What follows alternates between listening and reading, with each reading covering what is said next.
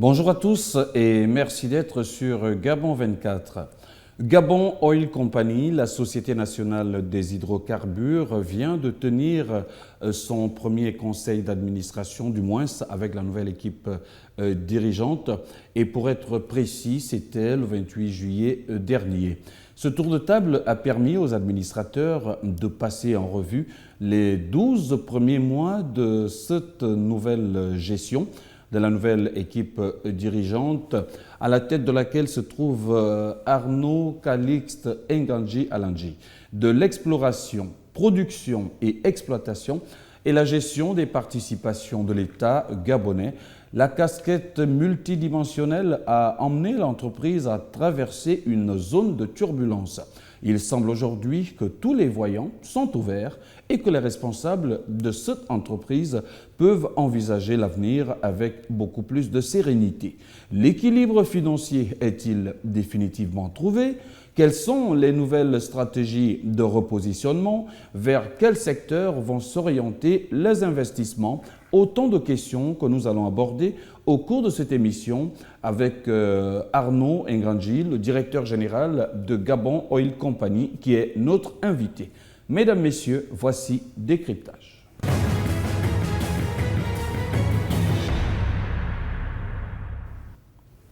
Retour sur ce plateau, Monsieur Arnaud Calixte Nganji Alanji, bonjour. Bonjour. Et merci d'avoir bien voulu répondre à l'invitation de Gabon 24. Alors, l'on sort justement de ce conseil d'administration qui vient de se tenir le 28 juillet dernier de l'entreprise à laquelle vous présidez aux destinées. C'est, il faut le dire, une entreprise qui vient de vivre une restructuration avec cette baisse des salaires jusqu'au taux de 65%.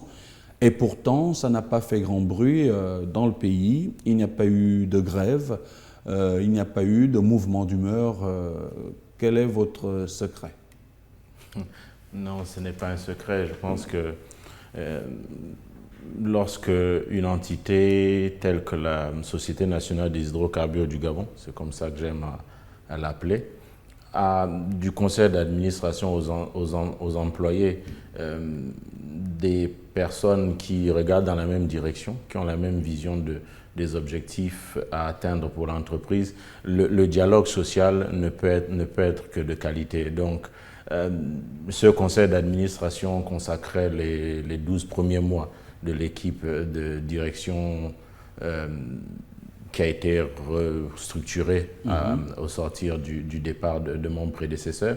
Et donc, je tenais déjà à saluer l'ensemble des administrateurs de la Gabon Oil Company, ainsi que les plus hautes autorités pour la confiance qu'ils ont placée en ma modeste personne. La restructuration visait, au-delà des salaires, également une réduction des charges de fonctionnement. La GOC avait une vie un peu démesurée, si je peux me permettre, avec des loyers annuels de près d'1 milliard de francs CFA pour les bureaux. Des salaires mirobolants également? Mirobolants, peut-être pas, mais du moins qui n'étaient pas en ligne avec les revenus de l'entreprise. Donc notre premier exercice a été de reprendre la main sur nos charges de fonctionnement. Et je voyais tout à l'heure sur le Flash Info les discussions autour de la société civile sur la prévention des crises. Et je pense que l'un des conseils qui a pu leur être donné lors de ces échanges serait essentiellement de toujours maximiser la transparence avec les partenaires sociaux. Donc ce que nous avons fait, nous sommes assez fiers de l'attitude responsable de nos employés parce que les négociations ont duré 2 heures, à tout casser. Pourquoi 2 heures d'horloge? Parce que nous avons accepté une baisse de salaire de 65%. Oui, parce que nous n'avons pas caché quoi que ce soit. Nous avons montré du respect et de la considération pour nos employés. Nous leur avons présenté la situation de l'entreprise sans faux fuyant, sans faux semblant. Et devant la gravité de ce que nous traversions tous, les employés ont même été beaucoup plus loin.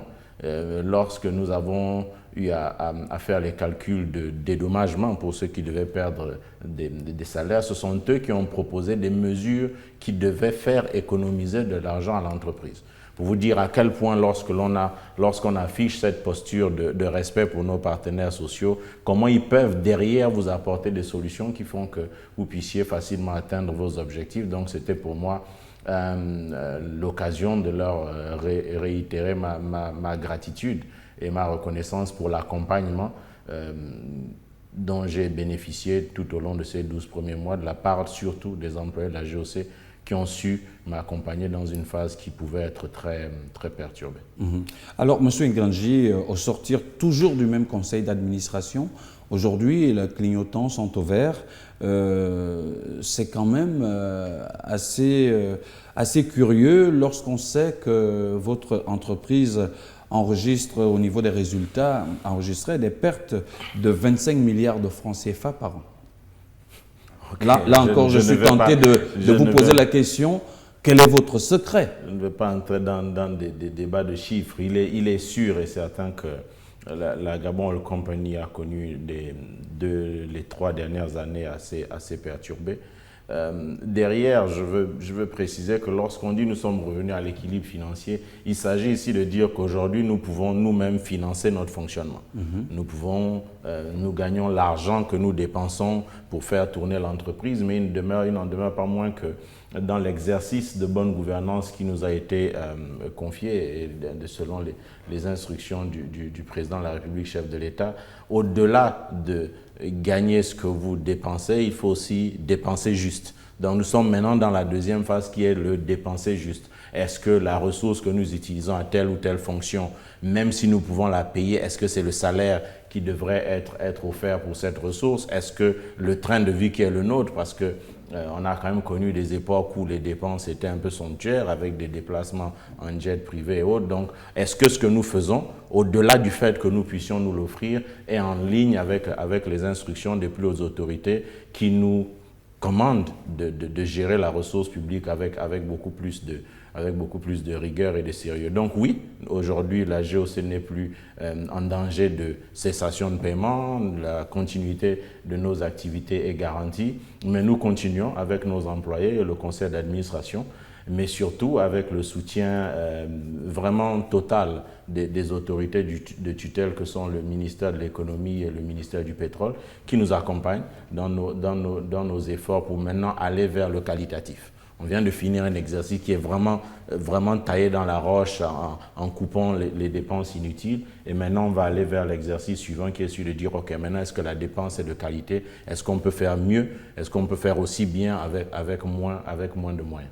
Alors, M. Ngandji, je ne vais pas tout de suite sortir justement de cette période. Je voudrais quand même rester sur les 25 milliards de pertes par an. Aujourd'hui, vous avez atteint cet équilibre. Mais dans ces 25 milliards-là, est-ce que cela a été dû à des choix hasardeux au niveau de l'investissement ou alors même, est-ce qu'il y a eu des détournements de fonds? Écoutez, vous allez avoir un peu des deux, mais quand on dit 25 milliards de pertes, c'est surtout pour dire que les dépenses n'avaient pas leur corollaire qui serait les recettes. Voilà, donc on avait des dépenses en investissement, en dépenses en fonctionnement, même au-delà d'ostentatoire, juste des dépenses de fonctionnement. Il fallait payer les salaires, il fallait payer les produits que l'on utilisait sur les sites qui étaient en développement, qui ne produisaient pas. Malheureusement, lorsque vous regardez, et je ne vais pas, je vais quand même dire un petit mot pour l'ancienne équipe dirigeante, il faut comprendre que cette équipe arrive dans un monde où le baril se vend à $120. Et de l'année de création qui est 2011 à 2012, on est à $120. En 2013, on passe à 60, 50, 40. On a la crise la plus longue que le secteur pétrolier ait connue, non seulement dans sa durée, comme disait le monsieur le secrétaire général de l'OPEP hier dans nos locaux, mais également dans sa profondeur. À un moment, on a perdu 80% sur les cours du baril. Donc, l'équipe qui avait des projets à $120, quand elle se retrouve dans un environnement à 45, il est évident que tout de suite, votre modèle économique est déstructuré. Donc, les pertes ne sont pas des pertes nécessairement qui disaient que les équipes gaspillaient ou dilapidaient de l'argent, mais que les choix d'investissement n'ont pas été les bons parce que derrière, nous n'avons pas eu la production qui allait avec. De l'autre côté, oui, nous avons, lors de l'audit mené dès ma prise de fonction, constater certains manquements. Des audits qui avaient été refusés par l'ancienne équipe. Oui, chacun sa gestion. Mais au-delà de ça, ce que nous avons constaté, c'est que certains contrats, certains paiements ne répondaient pas aux critères d'orthodoxie financière qu'une société qui est quand même le premier pourvoyeur de fonds de la République devrait montrer. Donc, mais nous avons pris action. Je pense que notre rôle à nous aussi, c'est de défendre les intérêts de l'entreprise. Donc, nous avons une série d'actions en justice qui ont été initiées contre les personnes ou les entités que nous pensions devoir poursuivre pour leur rôle dans la situation que nous avons trouvée.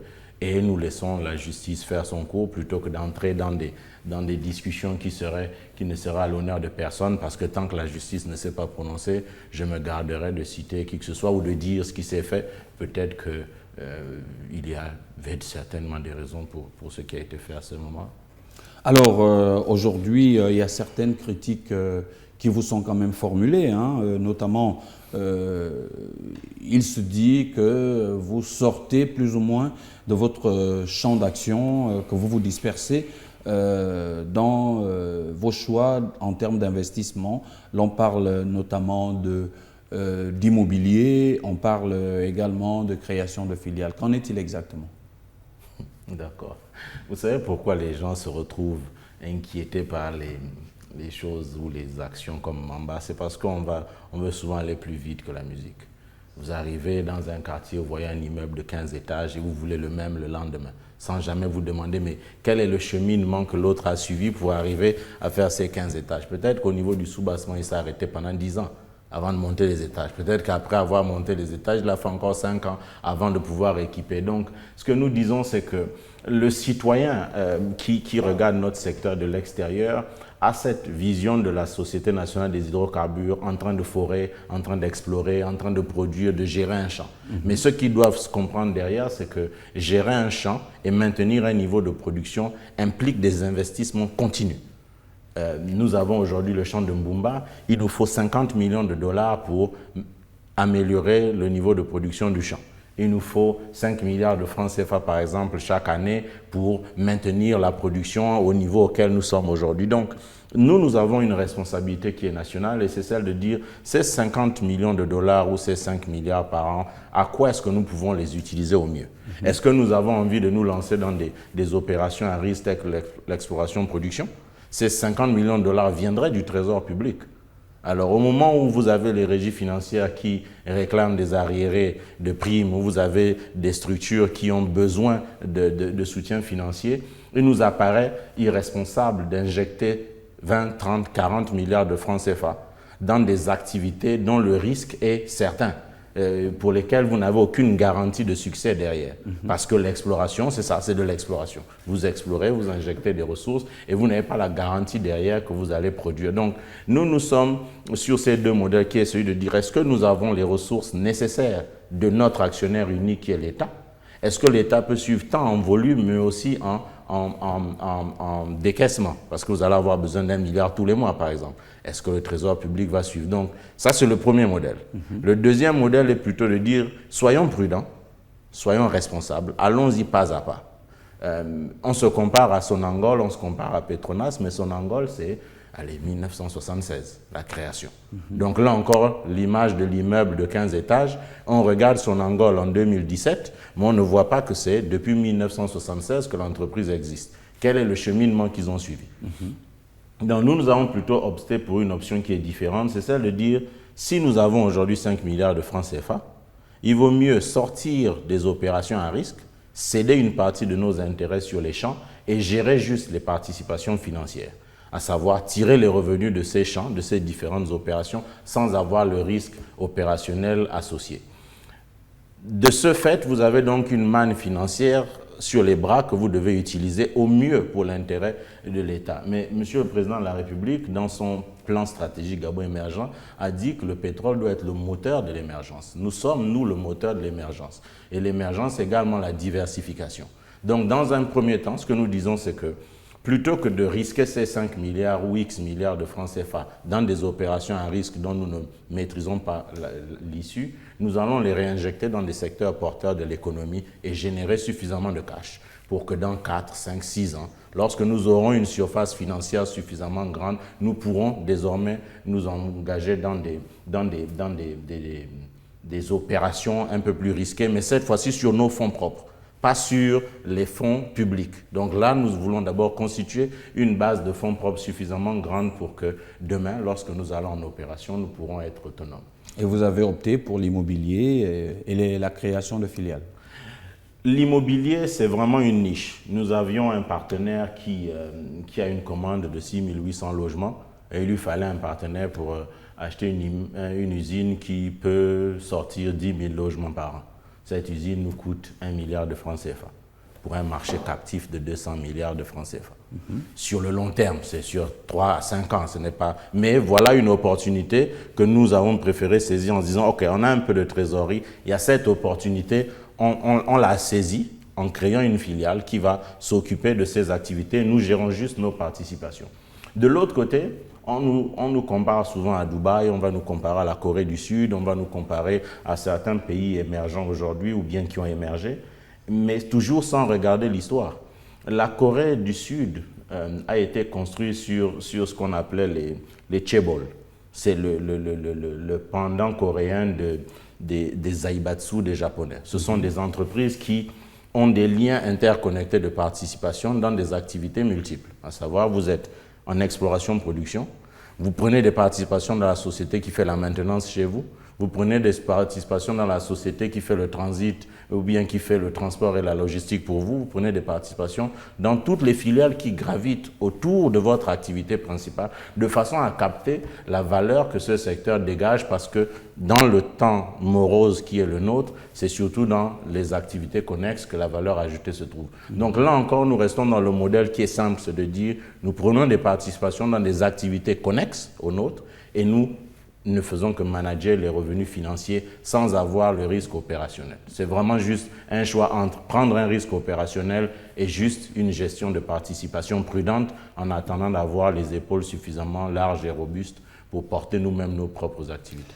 Alors, au chapitre des stratégies nouvelles, l'on parle de la Corée et du Japon. Vous pouvez expliciter ? Oui, c'est ce que je vous disais tout à l'heure, c'est que la Corée est un modèle brillant. Lorsque vous regardez où était la Corée, au moment où nous, on était dans notre essor, vous voyez bien le chemin qu'ils ont parcouru.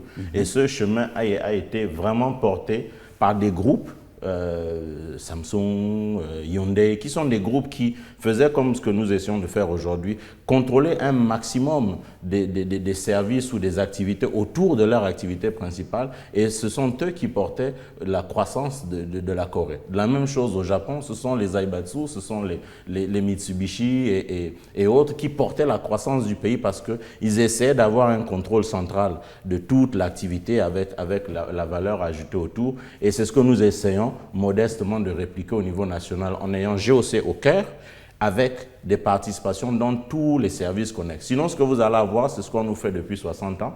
Vous avez une société internationale qui opère au Gabon, elle va avoir un contrat de forage. Au lieu d'aller chez Foraserve, on va vous faire venir une société de forage internationale.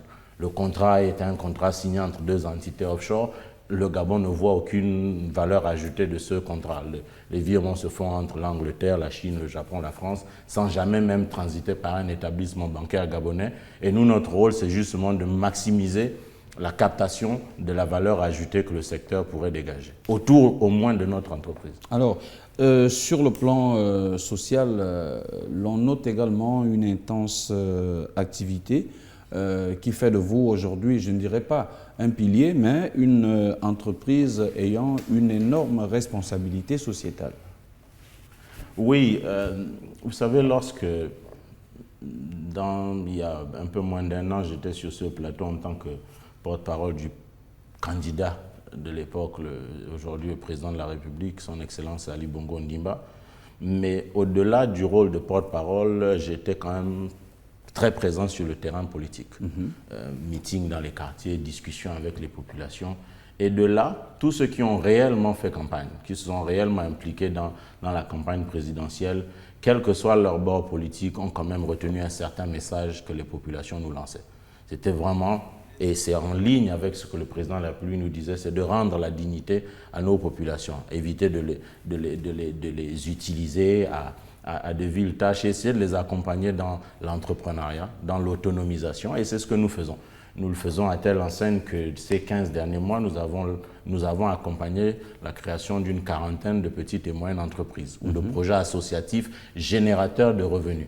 Et nous en sommes assez fiers parce qu'aujourd'hui, ça fait qu'autour du personnel de Gabon Oil Company, nous avons entre 400 et 450 salariés qui gravitent autour des entités que nous avons ainsi pu créer parce que nous sommes fidèles à la politique du chef de l'État qui demande à ce que nous rendions à nos compatriotes leur dignité en les autonomisant, en les formant. Vous leur avez donné de l'argent pour créer ces entreprises? On ne donne pas d'argent. 9 fois sur 10, ce que nous faisons, c'est que nous regardons le projet, nous l'analysons et nous finançons, à savoir s'ils veulent une machine à coudre, eh bien, nous achetons la machine à coudre et nous la leur remettons. Mais nous allons un peu plus loin parce que certaines des entreprises que nous créons, lorsque le potentiel est très important, surtout en matière de création d'emplois, nous les accompagnons en termes de gestion pendant 3 ans. Nous leur offrons tout ce qui est gestion, gestion financière de l'entreprise.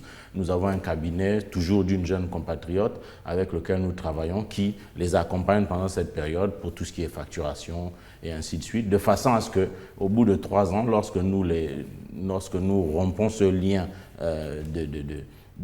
ce cordon ombilical avec ces entités, elles soient désormais autonomes et les gens soient outillés. De même qu'avec Junior Achievement, nous avons un contrat annuel avec Junior Achievement qui les accompagne aussi dans tout ce qui est gestion de projet.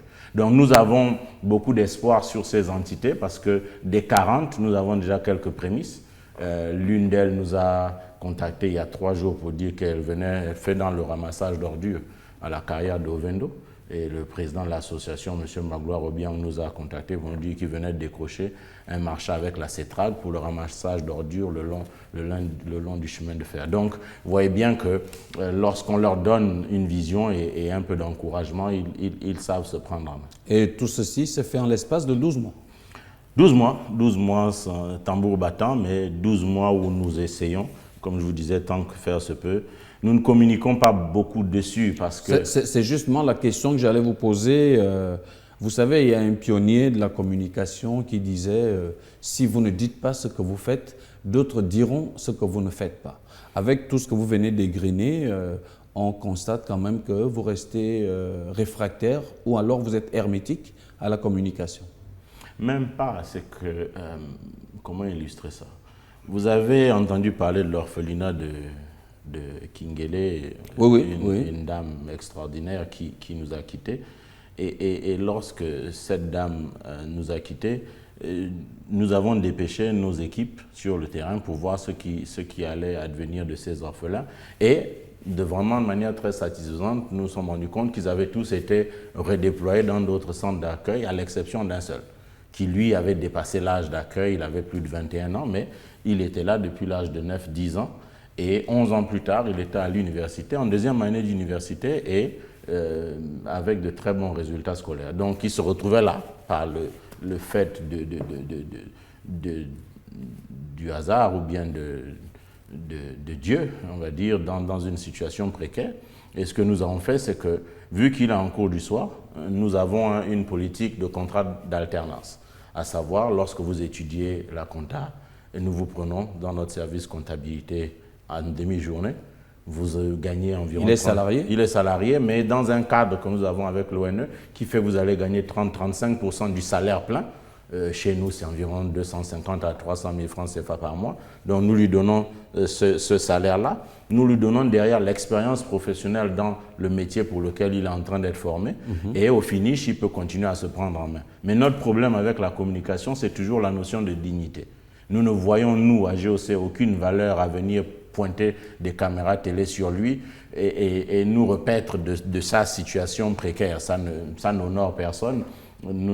C'est vraiment pas notre leitmotiv de mettre comme ça la misère des gens ou bien leurs difficultés en lumière pour s'attirer de la gloire.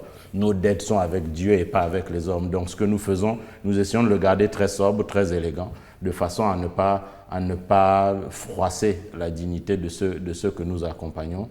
et nous n'allons pas changer de politique demain parce que ce n'est pas le but de la manœuvre.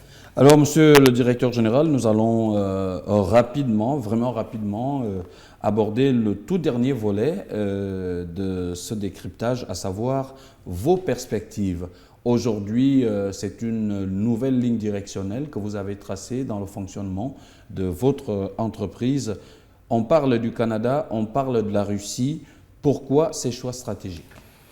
Écoutez, comme je vous disais, nous avons donc décidé d'utiliser Gabon & Company au départ pour faire des coûts financiers, accroître notre capacité à nous autofinancer dans nos projets avant de nous lancer dans des projets à risque. Donc, dans cette optique, nous avons décidé de nous désengager des champs que nous avons en propre et de les céder à des partenaires. Donc, sur le Canada, nous avons la société Touchstone avec laquelle nous sommes quasiment en fin de négociation. On a signé le protocole de cession. On attend maintenant la validation des autorités administratives pour pouvoir le leur céder. Et du côté de la Russie, on a la société d'État, Zaru Brezhnev, avec laquelle, en septembre, nous devrions avoir un accord pour céder le champ de Mbumba.